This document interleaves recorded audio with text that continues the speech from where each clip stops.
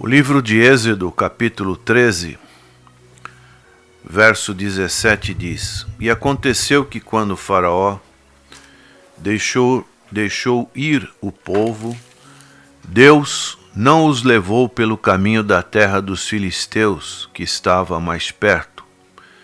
Porque Deus disse, para que porventura o povo não se arrependa vendo a guerra e tornem ao Egito. Mas Deus fez rodear o povo pelo caminho do deserto, perto do Mar Vermelho, e subiram os filhos de Israel da terra do Egito armados. Aqui nós encontramos uma narrativa de um acontecimento que se deu na vida do povo de Israel, da direção de Deus para com este povo no caminho que eles deveriam fazer a promessa da terra prometida. E nós também estamos neste mundo caminhando. Cada dia da nossa existência, nós damos passos, temos uma direção a seguir, temos uma jornada, um caminho a percorrer. Como tem sido o seu caminhar? Você tem caminhado com Deus ou você tem caminhado sem nenhuma pensamento em Deus? Você passa pela vida como se Deus não existisse. E nós sabemos que Deus, Ele quer intervir na nossa vida. Assim como vemos o cuidado de Deus para com o seu povo.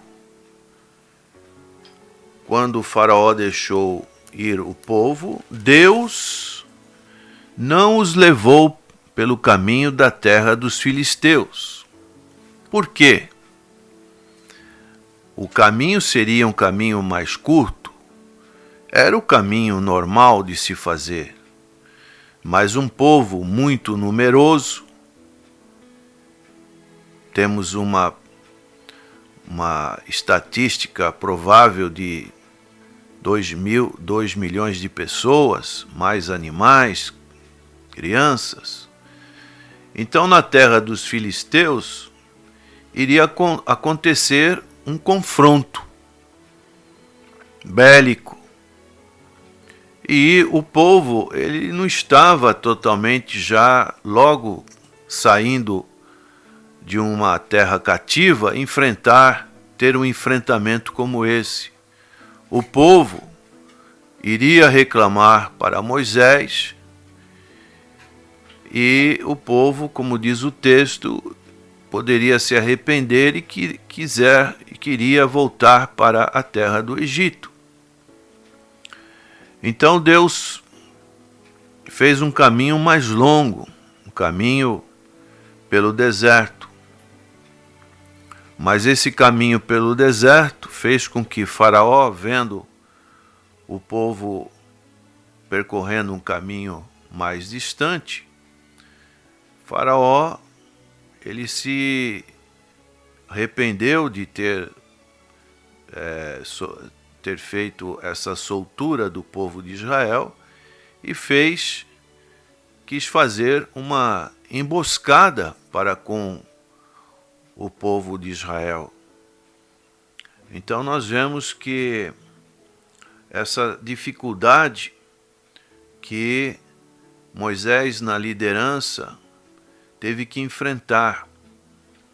Mas nós vemos aqui no texto desse capítulo 13 de Êxodo, nos seus versos 21 e 22, que o Senhor ia adiante deles, de dia numa coluna de nuvem, para os guiar pelo caminho, e de noite numa coluna de fogo, para os alumiar, para que caminhassem de dia e de noite.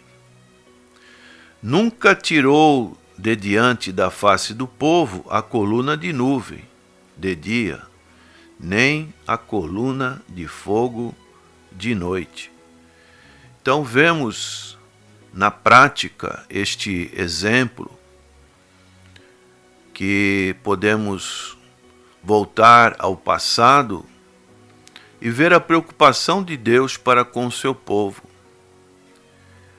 E nós temos que entender que as lições do passado são para serem aplicadas no futuro. O apóstolo Paulo fala sobre isso em 1 Coríntios capítulo 10. Ele dá essa instrução.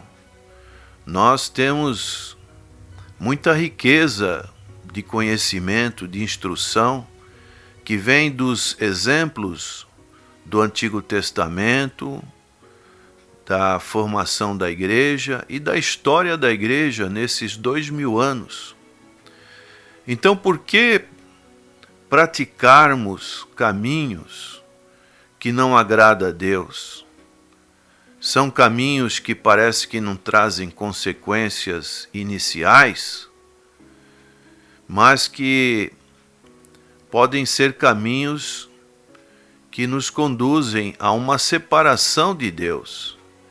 E quando vier uma situação como aconteceu no caso do povo de Israel, quando o exército de Faraó veio ao encalço do povo de Israel, Deus deu um grande livramento. Deus disse para Moisés: diga ao povo que marcha. E o mar se abriu, e o povo passou enxuto pelo caminho do mar. E esse mesmo caminho que trouxe salvação para o povo de Israel, trouxe perdição para o exército de Faraó.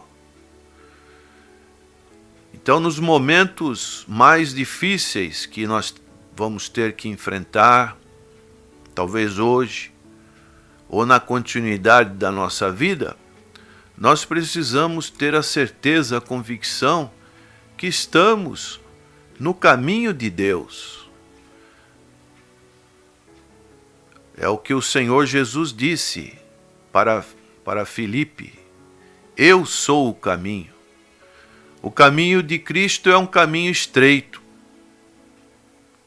É um caminho não convidativo, não atraente a princípio. Diferentemente do caminho largo, um caminho com muitas luzes, muito lazer,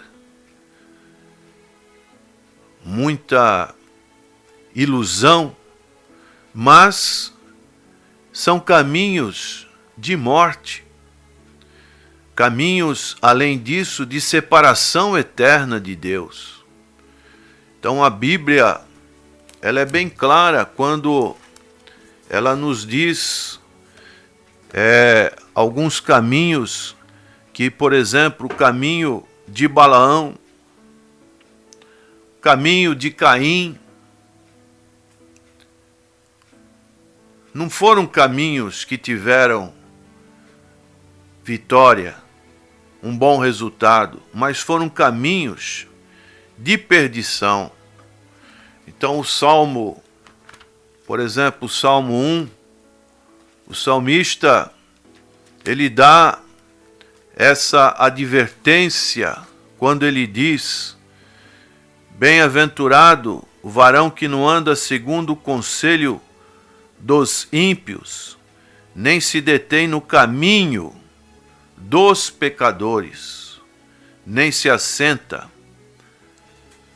na roda dos escarnecedores. E aí ele fala na conclusão deste salmo: porque o Senhor conhece o caminho dos justos, mas o caminho dos ímpios perecerá. Então, prezado ouvinte, que caminho você tem andado? Qual direção que você tem dado para a sua vida? Será que você tem sido guiado como foi guiado o povo de Israel por esse caminho da presença de Deus?